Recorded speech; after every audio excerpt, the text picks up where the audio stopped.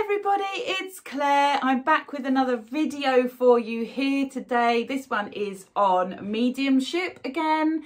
I've decided to do more of a conversational type content for you. Many people are saying to me that they just enjoy hearing my viewpoints, my teachings. They could just listen to me speak. So rather than create videos that are all, I don't know, almost artificially thought through up front and 3 things that describe whatever, I'm going to just sit here and just give you my genuine, authentic self. And I think in mediumship, that's really important because people then get a flavour for you as a person, and then they can see that we're just everyday people, but the spiritual pathway is open to us all. So I hope you enjoy this video.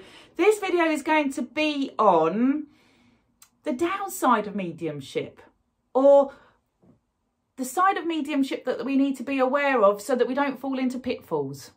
Maybe that's what it should be called. The pitfalls of mediumship. That's what I'm going to title this video, because it is something that's important that we need to be aware of.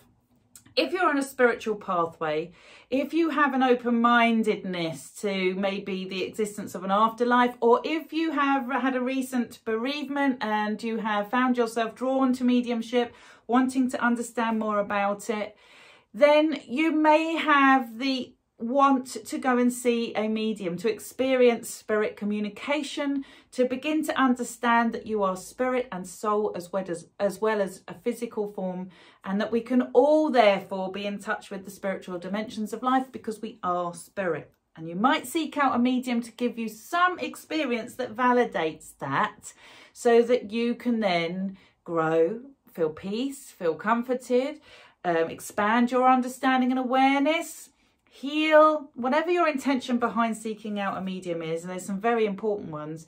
Then, you know, mediumship can be a powerful, and I mean powerful, catalyst to change, to empowerment. It can help you learn that you are much more than this physical body, that life is a continuum, and that you can live life, embrace it with both hands and live to your fullest potential. That's mediumship at its best. But all mediums and practitioners of spirit need to become aware of something very important. And that is that the recipient of a message, or the spiritual seeker that's coming to see you as the medium, could become addicted or dependent on your services. Why do I say that?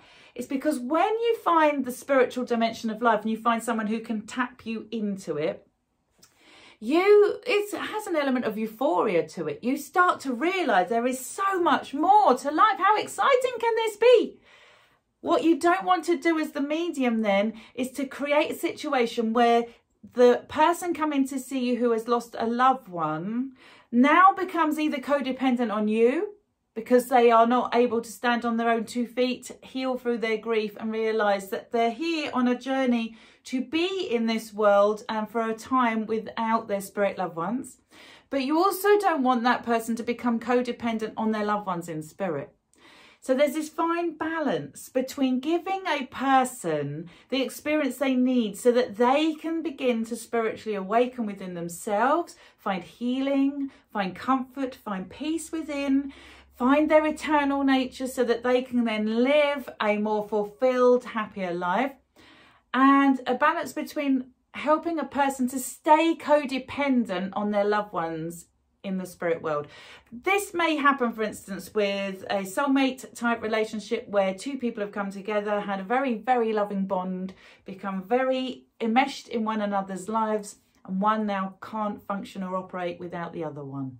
That's quite common. That is sheer codependency. Now, the medium could make that person, unwittingly they could make that person even more codependent on the loved one in the spirit world if they don't help them understand in the delivery of their message that their loved ones are with them, they walk with them always, they will always be there when we send thoughts out, when we ask for help and support, they will naturally come. They absolutely love us. They want to be with us. At the same time, you have to stand on your own 2 feet in life.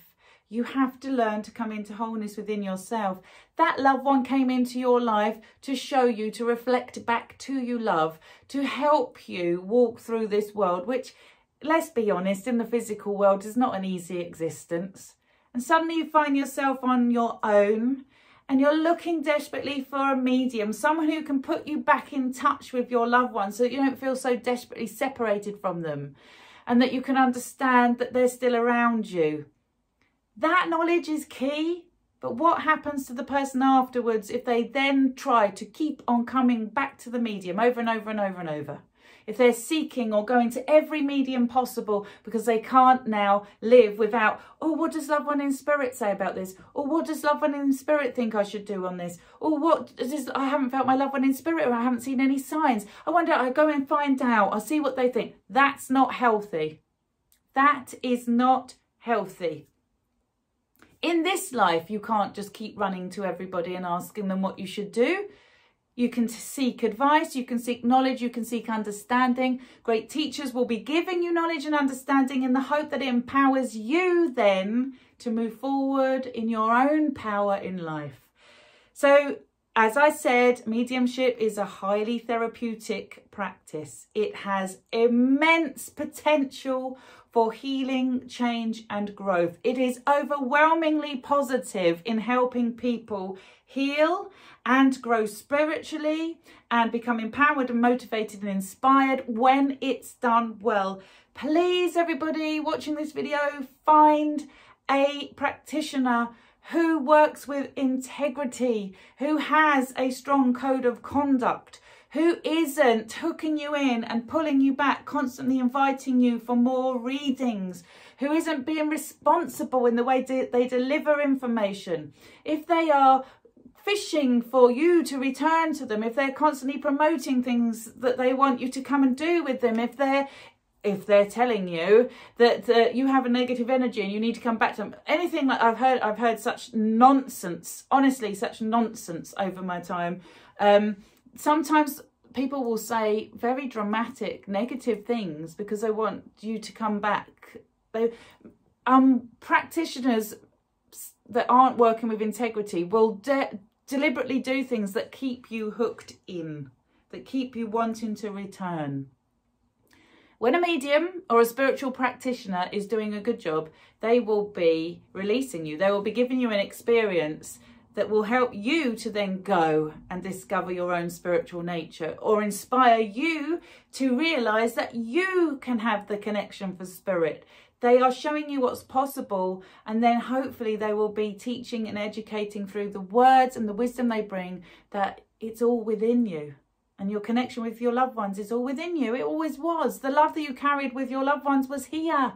It's still here. It's always been here. And that's never been a physical experience, that love and that energy that you carry together, that soul bond you have. The medium is there to try and give you some confidence that this is real. The rest is down to you guys.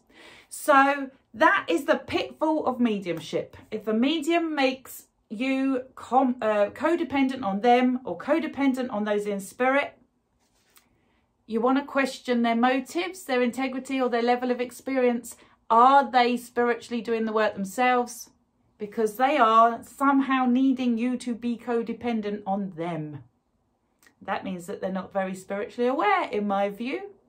So this little video is about the pitfalls of mediumship. That is the biggest one that I can see. I mean, obviously, bar the ones that are already out there, that you just get people that are just making anything up for money. I've got to say, I've been around the block for a long time now. I have met very few out and outright frauds. I can think of one who was very intentionally taking money and deliberately, and that's the word, misleading the public. Most people have a spiritual belief. They understand that they can have connection with spirit. They just may not be very developed, and they may not be spiritually wise or spiritually aware. They may not have put the work in to find enlightenment within themselves. So the quality of what they bring to you isn't necessarily particularly high. And that's where I think a lot of disappointment sets in. Ego. When the ego is still very much invested in the medium, it will show in the level of work that they can produce. We don't have to judge them for that. And everybody's at their own level of awareness anyway. But try and find the mediums that you feel are genuine, authentic, and being honest in their flaws and the fact that they are not gurus. They've had experiences. They understand the spiritual world is real. They have an understanding of how to tap into it. And they're just doing their best to try and show you that. Ultimately, though, it's within you. And if a medium isn't pointing you there, and if a medium isn't trying to get you to spiritually evolve and grow yourself, what's it all about? What's the purpose? You know your loved ones live on, you get an experience and it's a nice experience. You find out your loved ones live on and you can feel happy and you can help and you can go about your everyday life. Great, if that's all you want, that level of understanding. There will come a point in your life when you'll need to go deeper, because we're all just journeying through this life. We are all travellers, and at some point we ourselves will shed this physical form. So you want the spiritual knowledge, the wisdom, the insight and the growth to be happening now, not when you reach the nearing end of your journey. Thank you so much for watching. If this video has been of interest, please click like, subscribe, leave your comments below. I am not the oracle. If you have anything to share for the community here, please share it in the comments. We all learn and grow from each other, don't we? This is a space where we can come together with open hearts, open minds, where we can seek and grow, knowing that none of us have all the answers. And that, I think, is the joy of life. It eternally evolves, grows, and shows us more and more and more. It's a beautiful process. Have a lovely day, and I shall be back soon. Bye for now.